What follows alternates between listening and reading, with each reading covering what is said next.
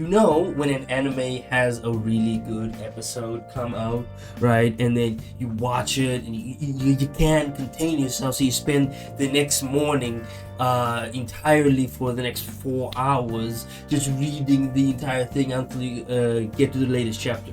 You know, it's what you do, right? I'm not the only one. Come on, I'm not the only one here. Thing is, I had completely read all the way until the latest chapter of Kaijuu No.8. Now I made that mistake, right? And I can't really say it's a mistake. I usually tell people don't read the manga if the anime is coming out. If you finish an anime and the last episode had come out and you can't contain yourself and you want to know what happens next, you go and read the manga, no problem. Usually I'll say don't read the manga while the anime is still airing, because then you would be comparing it constantly in your mind to the manga when it comes out. When the episode of certain moments come out, you're like, oh, it's not as good as it was in the original source material.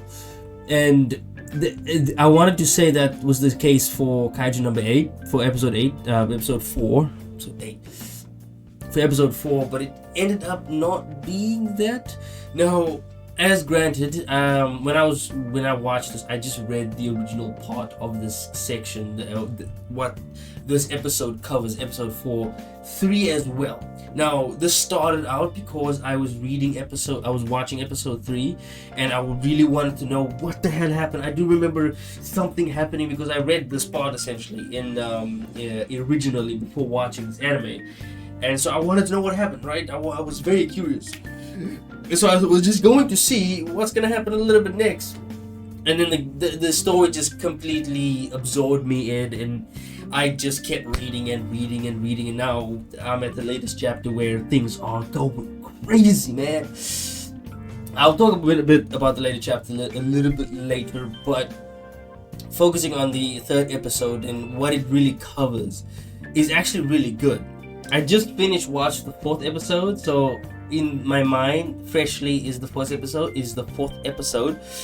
But this episode in particular, the previous episode in particular, is a great connection to this episode. Episode 3 and 4 are sort of like one complete story, right? The exam section, you would think it's a bit longer, but it doesn't go on for that long. It's more akin to the Attack on Titan training section, where, you know, we're learning how to be a scout. I can't remember Attack on Titan all that well. I do know that in Kaijuu number 8, this particular examination that they did here is also the introduction to our maybe main antagonist. Whoever that is why I was very interested in where the show was gonna go, because like there was another humanoid kaiju. Is this really going in the direction as Bleach does? What is happening, you know? And in the 3rd episode, it was more of a start to get to this point. It built further onto Kafka's character, Hibino Kafka.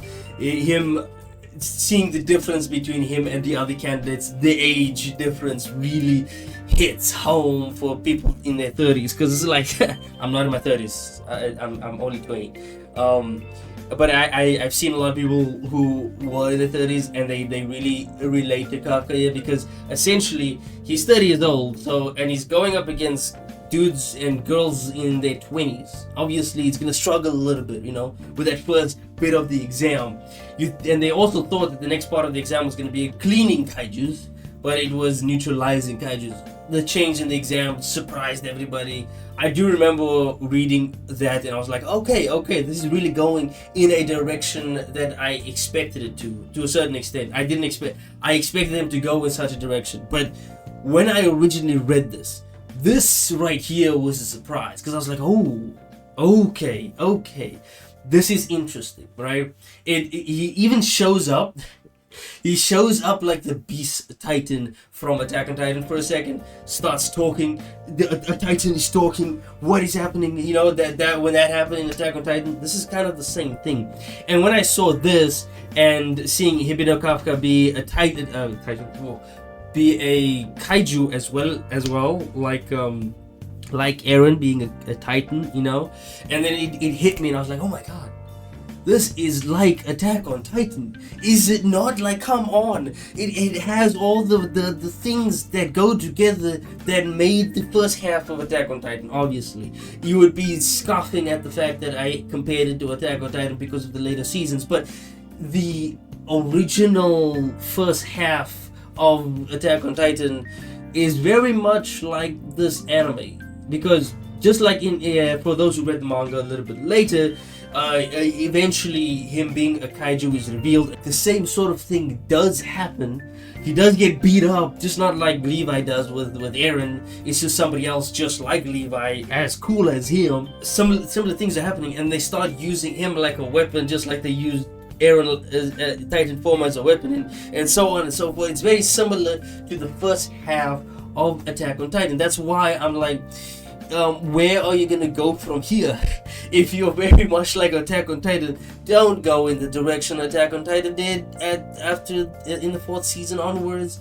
Maybe do something a little bit different. It's not like they stuck it inside a wall. This is happening continuously, but there's something more to what's happening here. Even in the latest chapter, we're only 106 chapters into this manga. The manga is only 106 chapters, right? And so it's still quite new. It's not essentially extremely fleshed out. There's still questions till this day in the manga that I have, which is about Kafka's why he is a kaiju, how he turned into a kaiju. Is this something that is normal? Because we're already seeing another humanoid kaiju. Is this also a person that was once a human and turned into a kaiju, or is a born kaiju? And how did he gain intelligence? Did he gain intelligence by consuming other humans?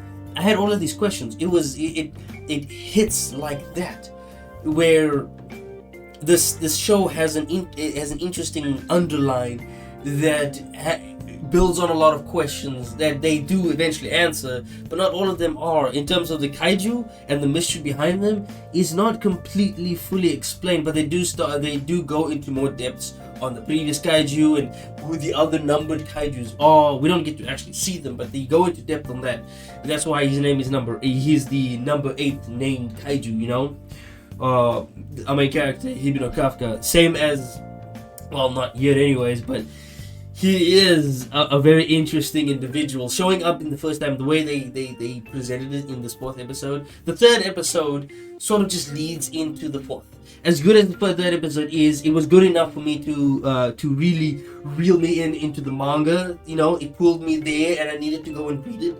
But this one did more of a job of really solidifying this is the manga. This is that anime, where I'm very excited for where this actually still goes. I'm still at that point. Even though I've read all the way up to the latest chapter, I'm still excited to see what's gonna happen. Where are we gonna go with this? This is way too early on. There's still things I have questions.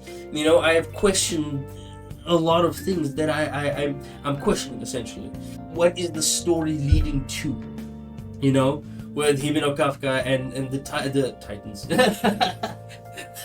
But my first comparison to Attack on Titan is putting me in this position where I'm gonna keep thinking this is Attack on Titan. Okay, it even has all the hallmarks of Attack on Titan. The defense forces, the scouts, like, come now. Except now there's not a wall where they're staying in, and our main character didn't go through a moment where he went, you know, we didn't get one of those. So at the very least, he's not, you know, hell-bent on murdering every kaiju that exists. That is true, but it's more in a childlike manner, a shonen manner, rather than a genocidal manner. You know, it's not like that. That's why I really much like this anime, for sure. It does a great job of building on each of the characters. It starts out of just introducing them through their surface level, because we obviously don't know them. We only know Kafka and Ichikawa, right? And now we get to know a little bit more of Shinomiya Kikuru. This is a character that is very prevalent. Every one of the characters are extremely prevalent. They all have a great, interesting story that they do go into in the manga later down the line. But here, the way they presented it is really well done. The one complaint I was noticing, right, and This is the one thing that I did not like as to why I read the manga, because the manga is so bloody well drawn. Okay, I put it up there with Dan Da Dan, Gotcha Gutta, all of those really it's so good, well drawn mangas, man. Then I put it up there. I put it up there with those well drawn mangas, and so because it's so well drawn and the fights are well drawn, I expected the anime to, you know, nail it. They do knock it off my socks. But there were moments in this little encounter which I did think was really cool. It's still cool. It was a lot cooler in the manga, truth be told, but they do still have this little moment. Her father looks less menacing. Here we go. He looks a little bit less menacing in this picture. Maybe it's because I know I've read the manga panel. Another thing that I that I didn't look how menacing he looks in the manga. Just look at how menacing he is.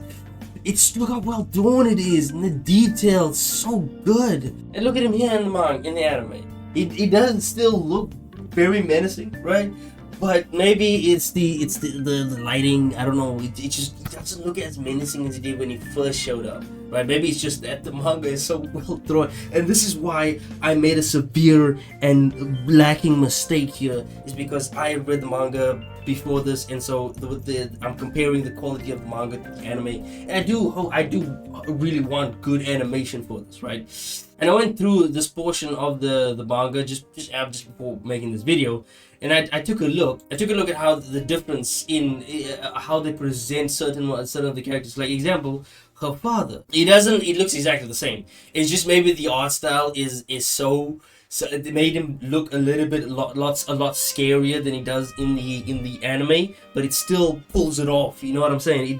They did pull it off in the way they made him look cold and menacing, because that's what he is at the moment, right? He's cold and menacing to his daughter. But that's not what I'm really trying to pinpoint here. The one thing that I'm trying to pinpoint here is some of this animation, though, like when he shows up, stops the bullet, and then transforms, and the way that little and it sinks into his back, it's good. The constant lighting, but the problem I have is doing something similar to how My Hero Academia did back in the day, when Deku would power up for his Detroit, United States, Texas smash.